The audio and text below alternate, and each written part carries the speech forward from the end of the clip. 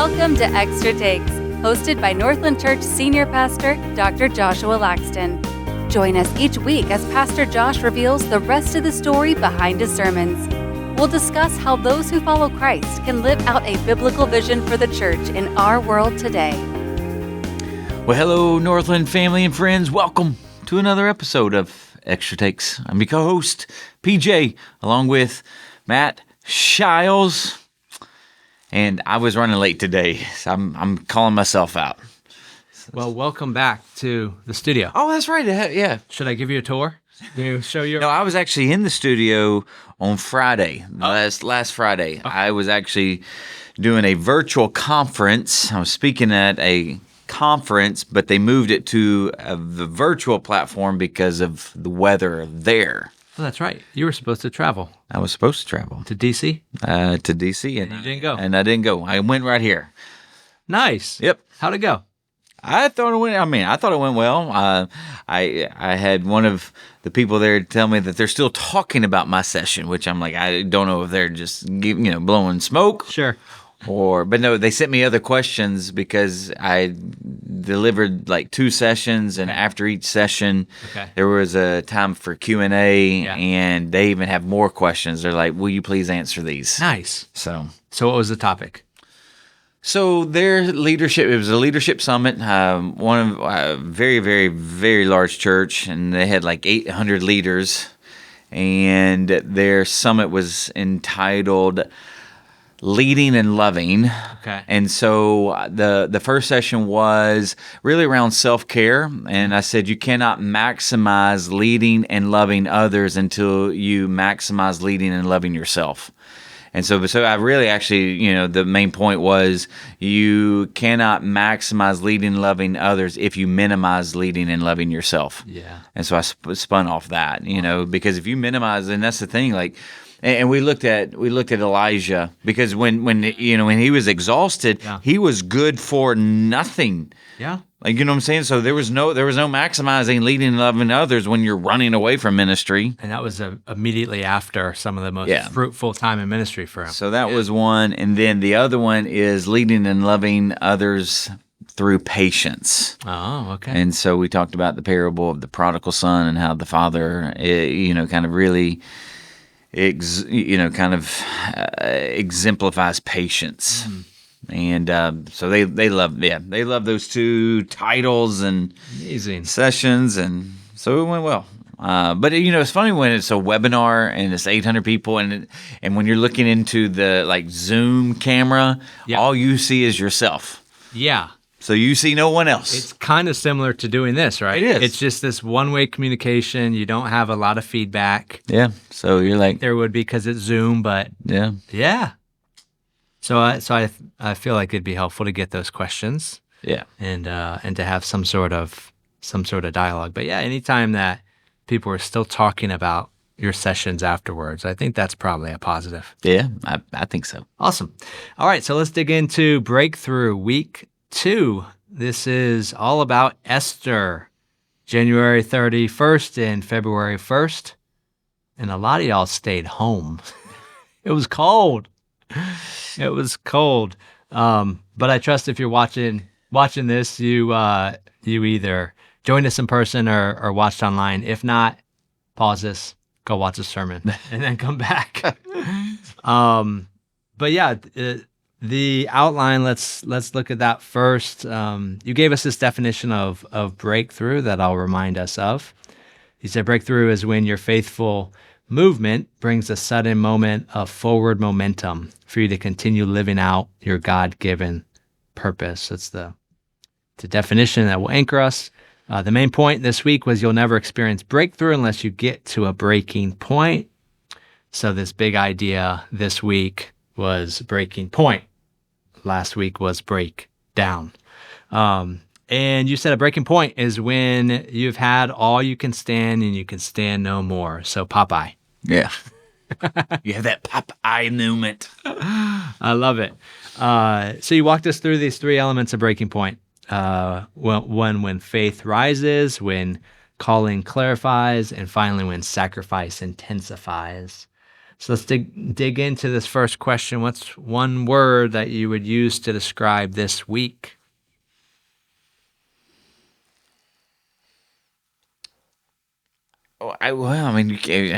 This is where you always put me on, because the whole reason why I do like the one word is because that's the word, breaking point. Breaking point. All right. Fine. So Creativity. that's where I'm like, it's just like I don't even know, like, I don't even know another word for. You could say, I can say Popeye. You can say that. Yeah, any of the other words that I may choose would probably only relate to one of those 3 points. Obviously, calling would be an important one from this. Something about workroom or crisis would be important, but again, that's 1 point. So I'll give this to you. Okay. Breaking point. Maybe I'll just stop asking the question. Well, it depends on what. Again, I guess it really depends on a message, but yeah. These are, which next week I'm not sticking with one term. Okay. All right. Here's your warning. It will be a phrase. You can It will start be a now. phrase, and then the last message is, basically breakthrough. What does actually breakthrough look like? Okay. Like, how do you know that you've actually broken through? Done it. Okay. Awesome. Yeah. So we're breaking point. I'll give you that. Okay.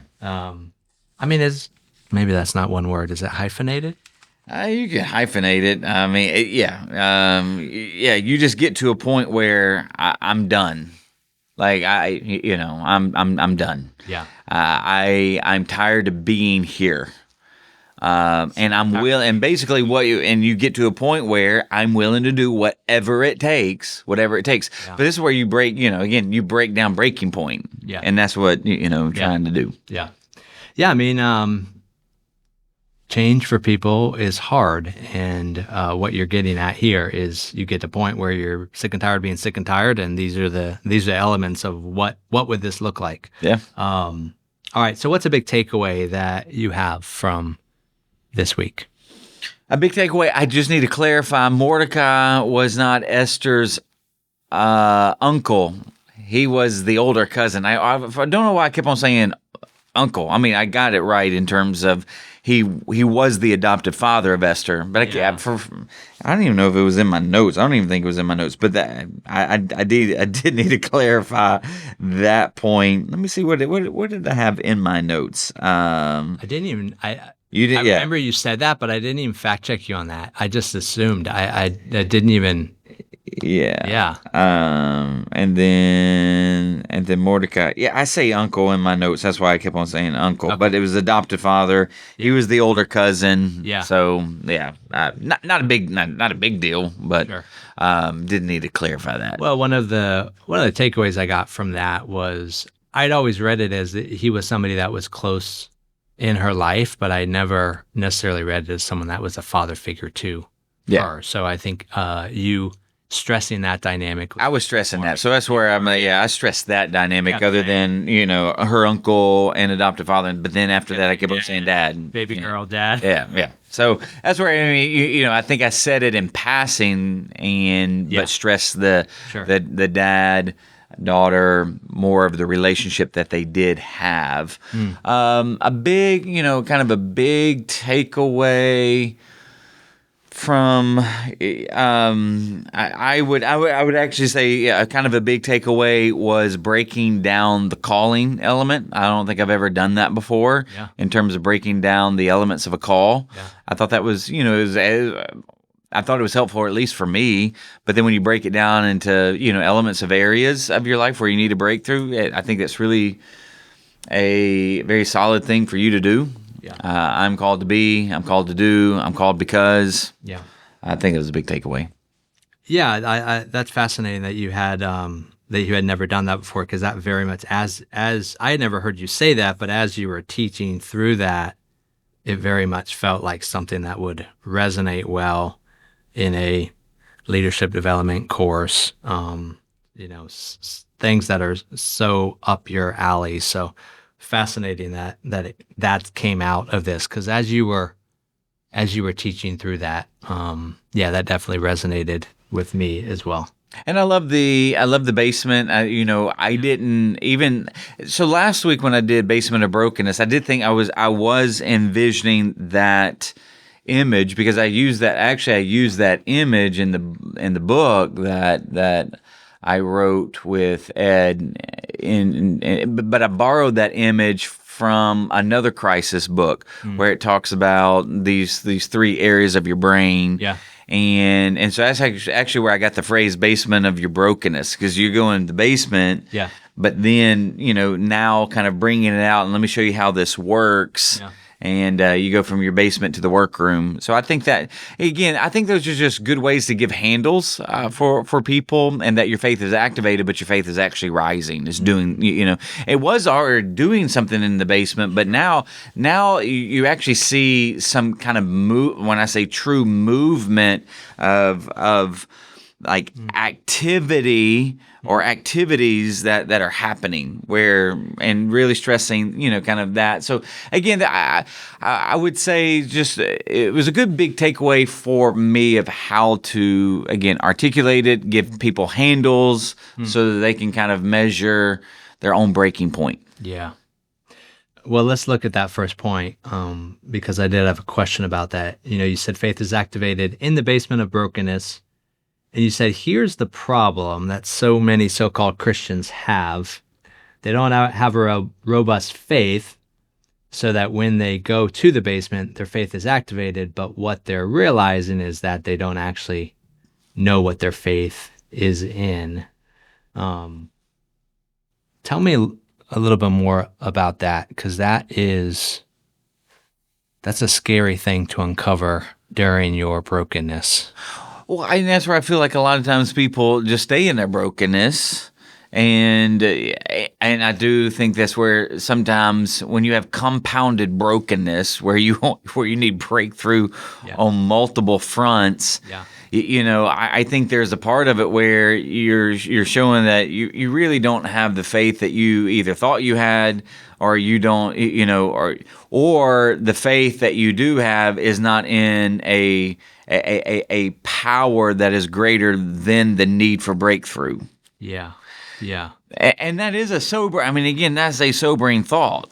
Yeah. Where when you get to a point in your life where you need breakthrough, but you're realizing that you really actually need a breakthrough of your own faith, that because the faith that you have isn't really conducive and powerful enough to give you hope in the present. But what we see with Nehemiah, and I say Nehemiah, and see, I just didn't want to go back and forth during the sermon, because you actually see this with Nehemiah too, is that he gets to obviously a breaking point as well, because he's going to go, because he's in front of the king being sad. Like you shouldn't do that, because the king's like, why are you sad, Nehemiah? Like, I need you to be happy, and so because his breaking point is I can't stand the fact that the wall's still broken down. You got Mordecai, he can't stand that the Jews' last day on earth will be the 13th of Adar, which is the last month of the year. So that's part of where their faith, they know that God's going to do something, and so they're doing something. Yeah. Yeah, and speaking of doing something, that's where you talked about, and this connects to the definition of breakthrough. You said faith is doing something; it is moving somewhere. So I think this is a good time to even talk about the definition there. Yeah. Breakthrough is when your faithful movement brings a sudden moment of forward momentum. It's interesting because I think inherent in this idea of breakthrough, we want to get to that sudden moment of forward momentum. Well, we can't actually control when that happens, but we can control the faithful movement. And that's the thing, you can control that, which is part of the reason why I wanted to bring out, like, this week was a little bit different because I told the story. Yeah. And I always enjoy, telling a story. Yeah.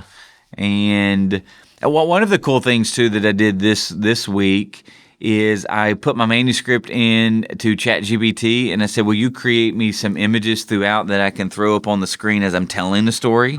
Because again, I just don't want to tell a story. I want you to see images. So I thought that was pretty cool that ChatGPT created those images. I didn't. I could tell. Yeah, could you? Yeah, I don't know if anybody else could tell, but it was. And then there was a part where I was talking about Esther. These are elements that she didn't have a choice.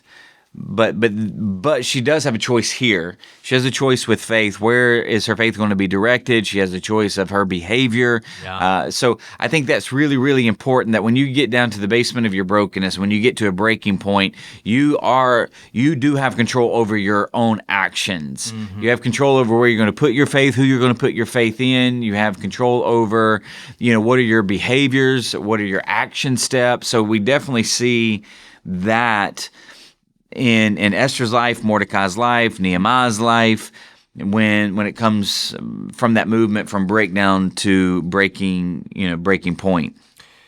Yeah, I thought that slide about what she did not choose was so very helpful. Yeah. Because as you're describing it, one might assume that, the biblical account is even just by telling the story is somehow, showing everything that's happening to her in a positive light. And what you were able to do was say, actually, she finds herself in this situation, but she actually didn't choose any of this. But there are things in her life that she does have the opportunity to choose. And I think anytime we're broken down and in crisis, we can feel like we're backed into a corner and think we have no choices at all.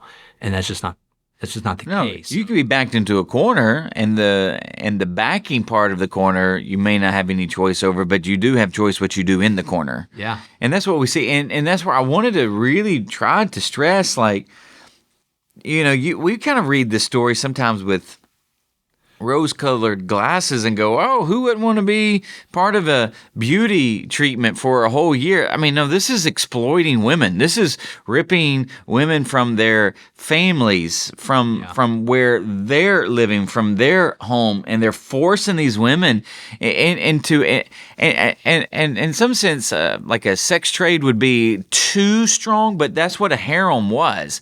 I mean, and this is where when you're reading the scripture, it's like almost every week there's this new woman being brought in to Xerxes. What do you think he's like? I mean, he wants to know how they're going to do in every sort of way. And this is not, this is not as glamorous as you, again, as we might think it is. I mean, these women are being forced to do this, and again, yes. Do they have the food that Well, I mean, here's the thing. I mean, sure, they're getting incredible food, but they're also getting portioned out. They don't get to. Everything is chosen for them. Right. It's not like the beauty treatments are chosen for them. Their diet is chosen for them. Where they're going to stay is chosen for them. The day that they got to be on is chosen for them. Everything is being chosen, for them. So. Yeah, and what you described about, reading the story from rose-colored glasses, that was actually one of my big takeaways from the way you told the story, because so often, that we can glamorize the story because of how it ends and because of their faith and just this idea of, for such a time as this. But I think in doing that, looking at the end, we actually can gloss over the immensity of the brokenness of the beginning of the story. And that's what I felt like you did a good job of sitting us in the beginning of that story. Yeah. Much more than, the faith that was activated at the end. So for me, I will read Esther differently because of the way you approached it, and it felt like a different retelling. Yeah. Yeah. So let's look at this next point, which is the second element, which is calling clarifies. So you did a couple things here. These three parts of clarifying calling. I am called to be, that's who. I am called to do, that's what. And I am called because, that's why. So you looked at that framework and gave us an example of both Esther's life and then your own as well. So Esther was called to be a rescuer. Esther was called to intervene, and she was called because God wants to preserve his people. And then you just naturally kind of put your own self in there as a shepherd pastor, called to mobilize and then called to be a part of God's mission. Talk a little bit more about that process, or how one might even go about working through that process if they'd like to consider that for their own life. Yeah, and this is where I go back to that principle. You got to sit with God long enough in your condition. Yeah. And that's where you're processing your condition and you're processing what the Lord wants in that area. Yeah. That's really what you're doing. And that's part of why, giving examples of whether it's your finances, whether it's your marriage, what does God want? And then you're sitting in that, and then as you're sitting in that and processing where you are and where God would want you to be, that's when you really begin to clarify your calling. Yeah. And I got an email or a message, particularly from someone. It was really more about their marriage. But there was domestic abuse. Listen, God wouldn't want you to be subjected to domestic abuse. That's not, and so your breaking point might look a little different than it's like, well, we just can't get along, or we're not seeing eye to eye. But that's where I want, that's where you got to sit with the Lord. This is also like going even back to the first one where your faith is rising. Part of that action movement might be sitting down with a counselor, might be sitting down with a financial planner, might be sitting down with a more, Christian mature friend who has been following Christ a little bit longer, or somebody that you trust, because what you're doing is you're trying to process the condition of what is, and you're trying to process what God really wants that area to look like. And from there, that's where the calling clarifies, because what now you're called to be. Then you can kind of figure out what is the big action step, what you're called to do, and then you can really find out what the big, the overall big purpose is of why, and so again, you can go through any area of your life, which at the very end, that's part of why I'm applying it now corporately, because I can tell you what God wants you to be. He wants you to be a faithful member of a church. Well, what does that look like? Well, here's what it looks like. You connect, you cultivate, you care, and you commission. And why are you doing that? Because God is on mission to, you know what I'm saying? But this is part of, again, this is where how many, and I can't tell you, well, in some sense, I guess we do tell you people every week, we connect, we cultivate, we care, commission, we keep telling you the action steps, but this is part of the breaking point. Is, do you get to a breaking point where you really want for you and partnering with the church what God wants for you?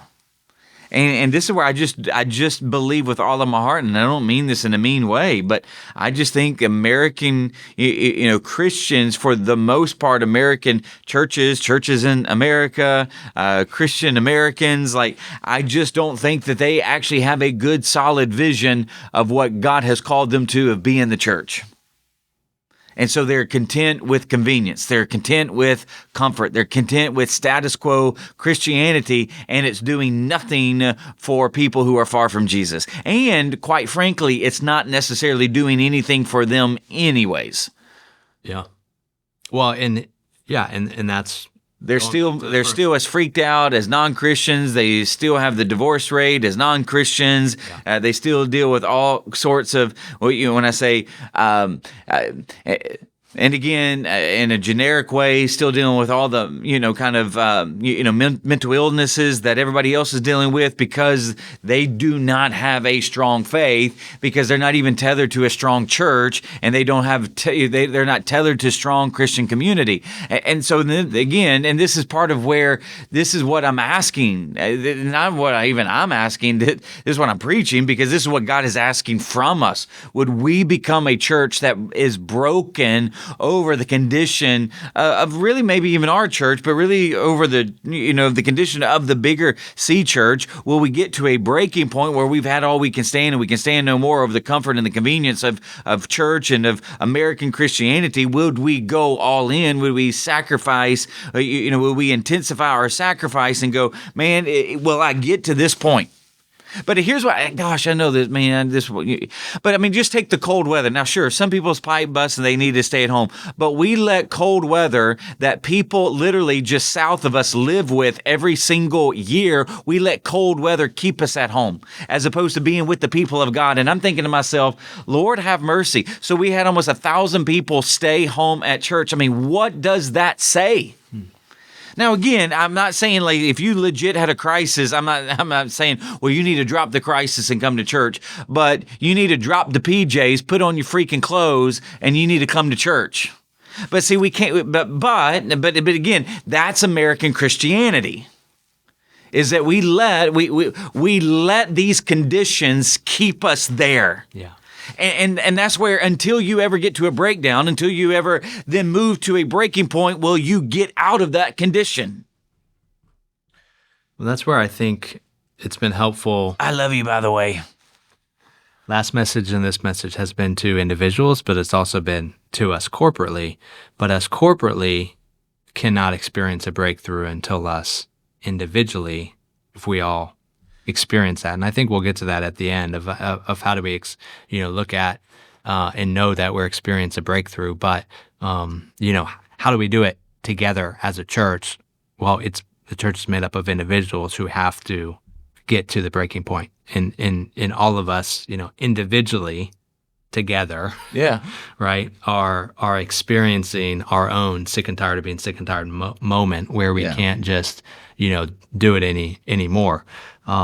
So I'd love to hear from you, because this is something that you talk about in terms of processing. This isn't the first time you've talked about you need to process things that have gone on or whatever. So for you, how do you work through this? So that principle, I'll read it under the call and clarifies. When you get to the need for a breakthrough, if you sit with God long enough in the condition of what is, He will give you a clear vision of what He has called you to do. So what does that look like for you to sit with God in the condition? What is that process? Either recently, or what has it looked like for you in the past?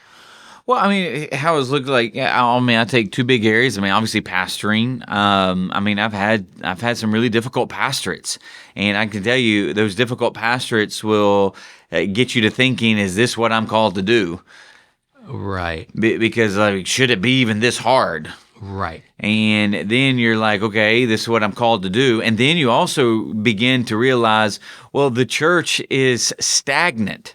The church is almost paralyzed. The church is stuck. I mean, again, when I say the church, like the church in North America, I mean, by and large, sure, there are churches that are growing. There are churches that are doing incredible, God's using them to do incredible things. But for the most part, churches have plateaued and they are declining. And so this is what I had seen, in the past. And so I've had these very tough tenures at churches, and then it makes you wonder, well, what am I, am I even supposed to be here? Am I supposed to be doing this? What's going on? I needed a breakthrough from a calling standpoint. And it's like, yeah, God's clarifying that calling. Yes, I've called you to be a pastor. Yes, here's what I've called you to mobilize.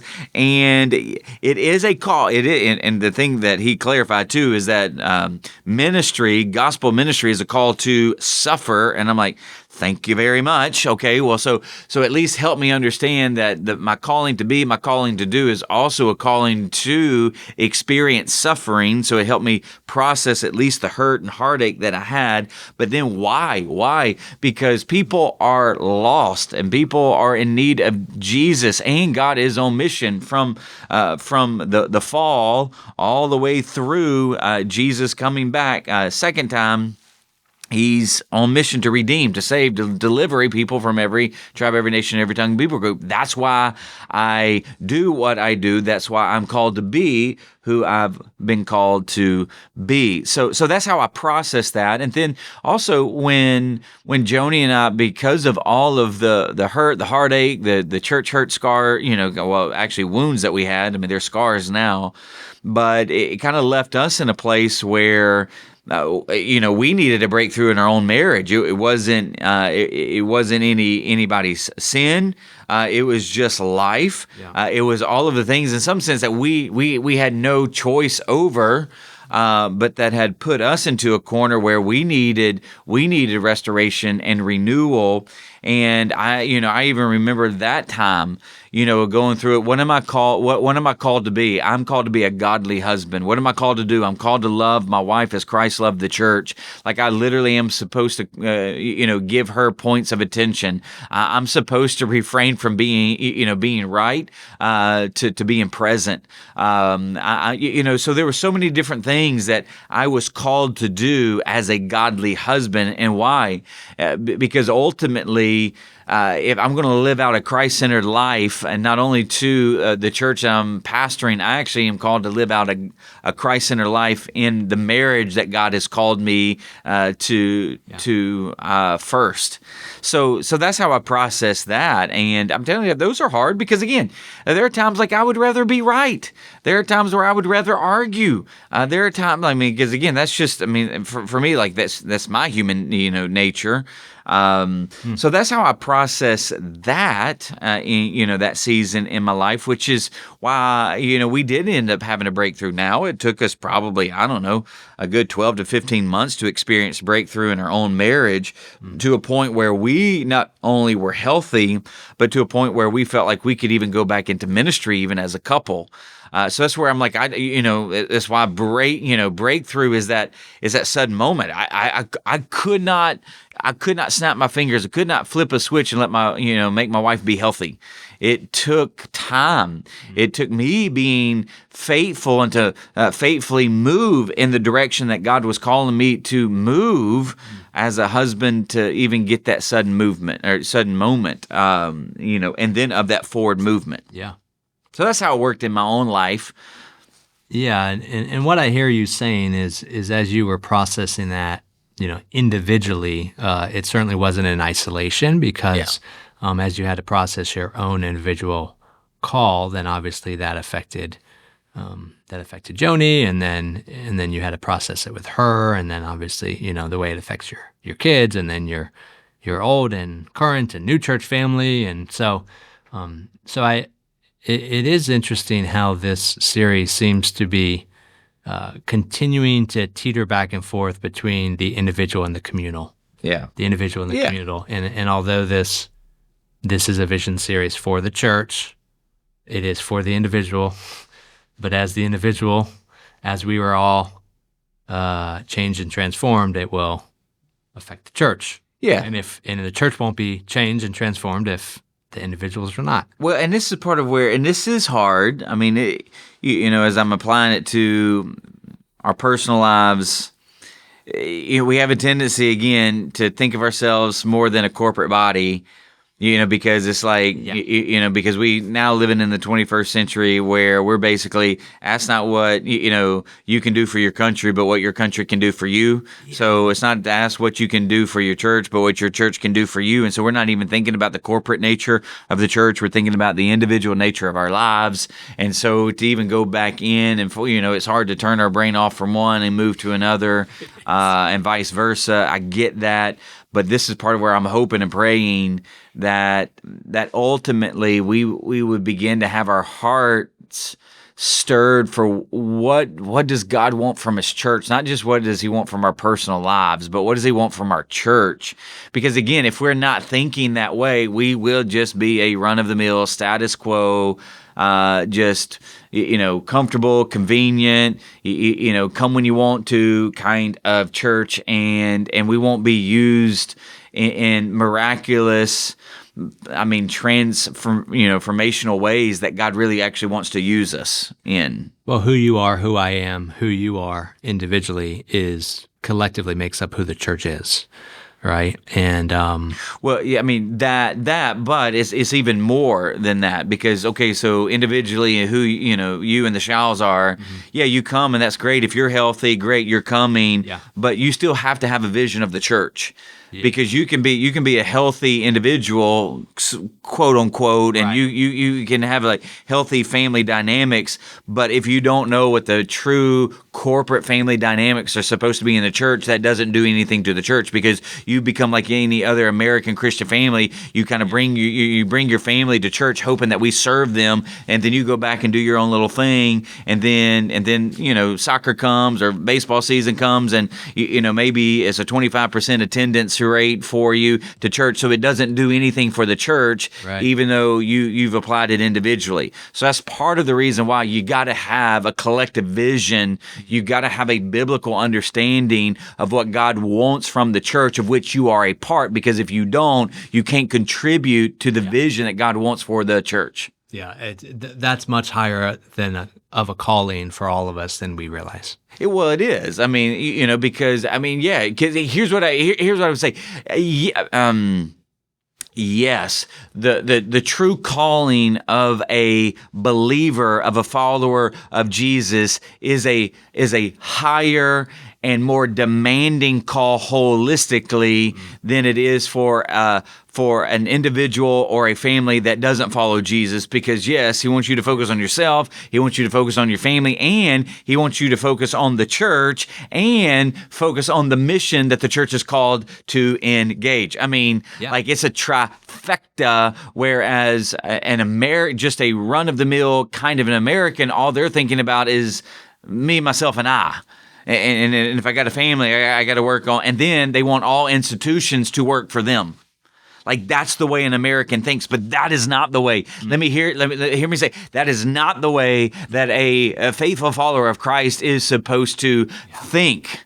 Like it's not like me, myself, and I, and every other institution and organization out there is supposed to be customer and client centric and supposed to be meeting my needs. Like that is not it. Like where the church, there's supposed to be this actually outdoing one another in service, that we're meeting each other's needs, and so therefore we have this humility where it's not about us, where we've elevated ourselves, but now it becomes about others, and it's others when it comes to our community and our church family, and then the mission that God has called us to as a corporate body. And I'm telling you, that is demanding. That does require intentionality. That does require discipline. And the element is that something that we have to learn. We have to learn. Well, that leads us straight to that third point, where sacrifice intensifies. Yes.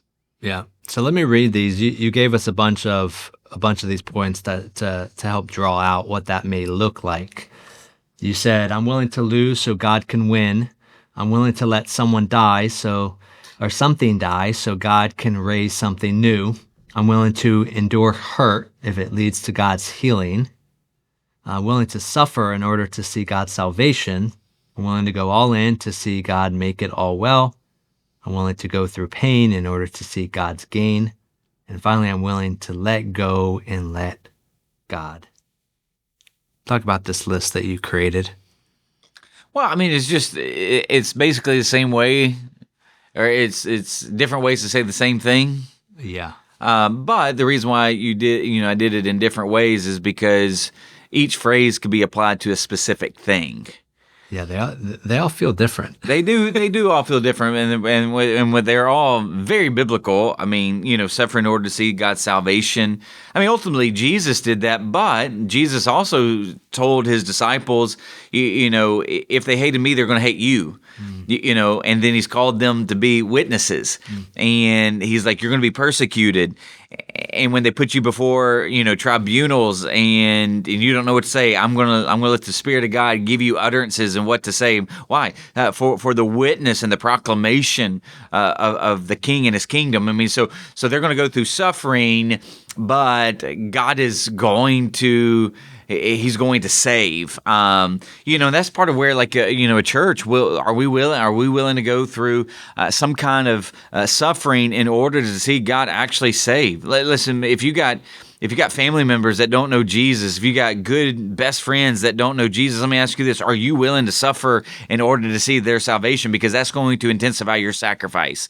Again, like, I'm not saying you go and intentionally suffer. I'm just saying, like, let's just say you really want your family to come to Jesus. You want your best friend to come to Jesus. Would you be willing for God to call you into a season of suffering, maybe a health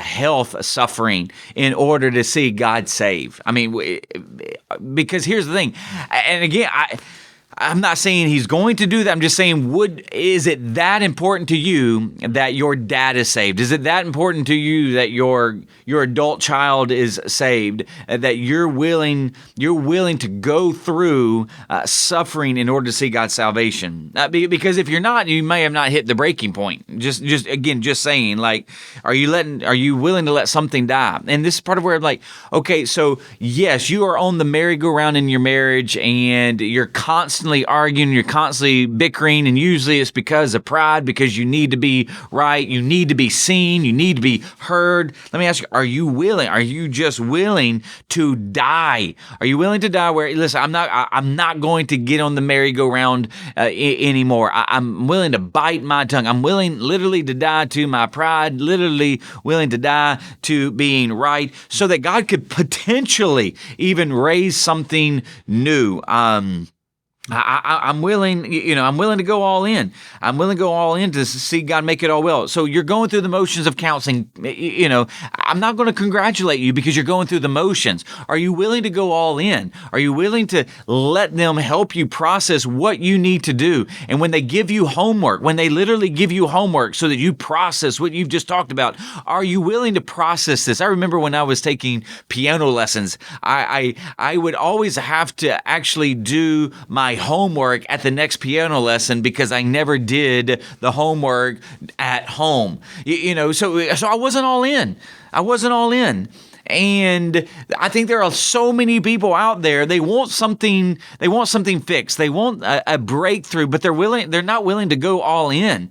They're not willing to lay it all on the line and to do, like, and again, like, you talk about health. Let me ask you this: are you willing to go all in your health? Because it's going to require holistic discipline. It's going to require you making sure you're putting the right things in your body. It's going to be, making sure that you are prioritizing working out, whether it's in the morning or in the evening, and that you're willing to go all in. And you doing it for a week is not all in. So maybe you've done it for 2-3 weeks, and you hop on the scale, and you're like, I'm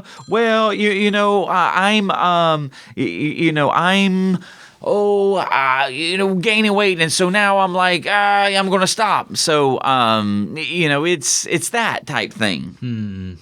Yeah.